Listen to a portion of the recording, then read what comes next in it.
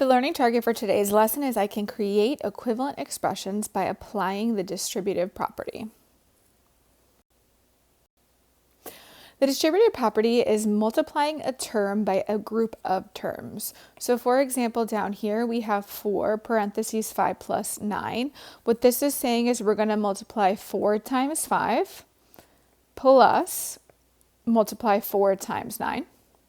Similarly, when we have an expression with a variable, we're going to do the same thing. We're going to multiply 3 times 2x, the first term, and 3 times 5, the second term. So the number on the outside gets distributive to each term or group of terms inside the parentheses. Equivalent expressions are expressions that simplify to the same value. So the expression 3 parentheses 10 plus 2 is equivalent to 3 times 10 plus 3 times 2. And we can check that out, right? So 3 times 10 is 30, plus 3 times 2 is 6, so that will give us 36. And same thing, if we add what's in the parentheses here, we get 12. And we know 3 times 12 equals 36. So that's why this rule is valid. They create equivalent expressions. So to multiply terms with variables, you are going to multiply the coefficient and then keep the variable. So we would multiply 6 times 2x plus we also have to multiply 6 times 5. And to multiply these two terms, we're going to do 6 times 2, which is 12, and we just keep the x. Plus 6 times 5 is 30. Now, 12x and 30 are not like terms. One has an x, one doesn't. So this actually would be our final answer, 12x plus 30. We can't simplify it anymore.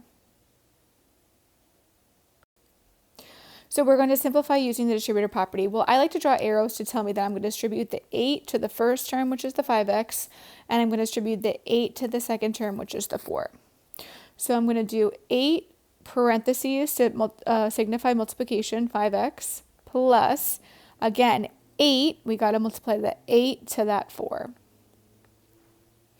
8 times 5x would be 40x. We multiply 8 times 5, keep the x, plus 8 times 4, which would give us 32. Now, 40 has an x, 32 does not, so this is our final answer. We cannot combine them. They are not like terms. So 1 1/4 parentheses 2x plus 7. Same thing. Even though we have a mixed number, we're still going to distribute that mixed number to the first term and the mixed number to the second term. So we're going to do 1 1/4 or 1.25, however you choose to write it, times 2x plus 1 1/4 times 7. And 1 1/4 or 1.25 times 2x will give us 2.5x, right? Multiply, multiply, keep the x, plus 1 1/4 times 7, which will give us 8.75. And that will be our final answer because they do not match. One has an x, one doesn't, and we can't combine them. All right, but we have to be careful when multiplying negative numbers. So we do have to remember that a positive times a positive will give us a positive, that a negative times a negative will give us a positive, and that a positive times a negative will give us a negative. And so here's an example. We're going to multiply negative 4 to the 2 1/2 and negative 4 to the negative 8.2x. So this is how I'm going to write it.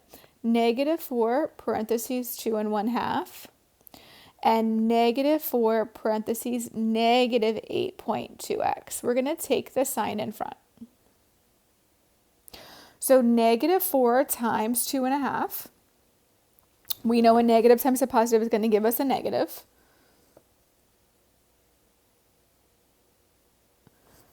Negative 10. And now this is a negative 4 times negative 8.2. And we know a negative times a negative will give us a positive 32.8, keep my x at the end.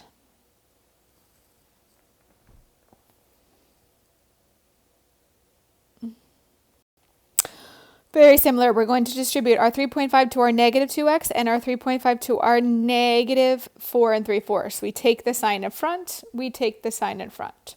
So I'm going to put 3.5 parentheses negative 2x. Now this 3.5 is positive, so I'm going to put plus 3.5 parentheses negative 4 3/4, right? I'm taking the sign in front for each of them when I'm rewriting it. If you want to put a positive here too, you can. So this is saying positive 3.5 times negative 2 will give us negative 7x. Now this is saying positive 3.5 times negative 4 3/4 will give us a negative 16.625.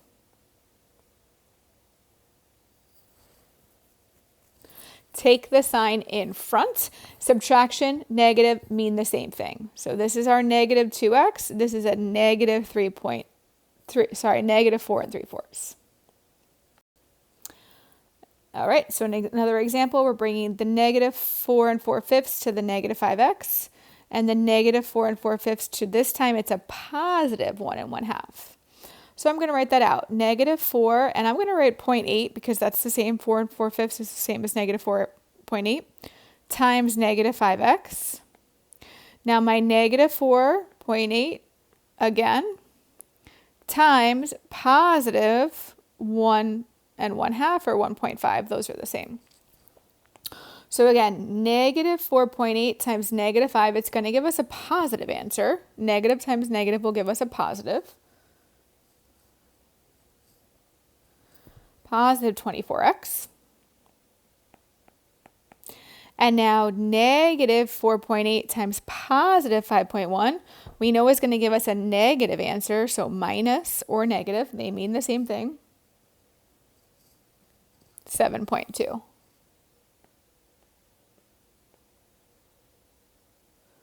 All right, and then the only thing is when you see a state test question where it's a multiple choice, you probably won't see that positive sign there. They mean the same. That positive sign we know is invisible. All right, let's look at a state test question. It says, which expression represents the product of 3 and 1 1/4 n plus 1.8? Product means to multiply. So that's saying 3 times 1 1/4 n plus 1.8. So you kind of had to set up the distributive property there, and then we can distribute. So we have 3 times 1 1/4 n. Now this is a positive 3, so I'm going to write plus 3 times positive 1.8. So no negatives to worry about, all positive. So 3 times 1 1/4 will give us 3.75 n. Right there, and then we can cross out a and b because we know it's going to be 3.75 n. Plus, we know a positive times a positive is going to give us a positive. Can't cross anything else yet, but we can multiply 3 times 1.8, which will give us 5.4. So choice D is our answer. We could have actually crossed out this here because they're getting that 1.8 from here. So they didn't multiply the 3 times the 1.8. So we actually could have crossed that out and got D, but it's good to show our work. And our last state test question says, which expression represents a factorization of 32m plus 56mp? Well, they give us 4 different options for our multiple choice, so let's test out all the options. We have 8 times 4m and 8 times 7p. Well, 8 times 4m will give us 32m plus 8 times 7 will give us 56p. So 32m, yes, but 56mp, no, can't be choice A. Let's try choice C. I'm going to rewrite it up here. So I have 8p parentheses 4 plus 8p parentheses 7m. Well, 8p times 4 would give us 32p, which right there would not help us out because we want 32m, so we can cross out choice C. Choice B is confusing me because the MP is at the end, so let's wait a minute. Let's try choice D. 8m parentheses 4 plus 8m parentheses 7p. Let's test that one out. 8 times 4 is 32m. Well, that matches so far. Plus 8 times 7 is 56. We have an m, we have a p. Well, that matches. So I'm going to pick choice D.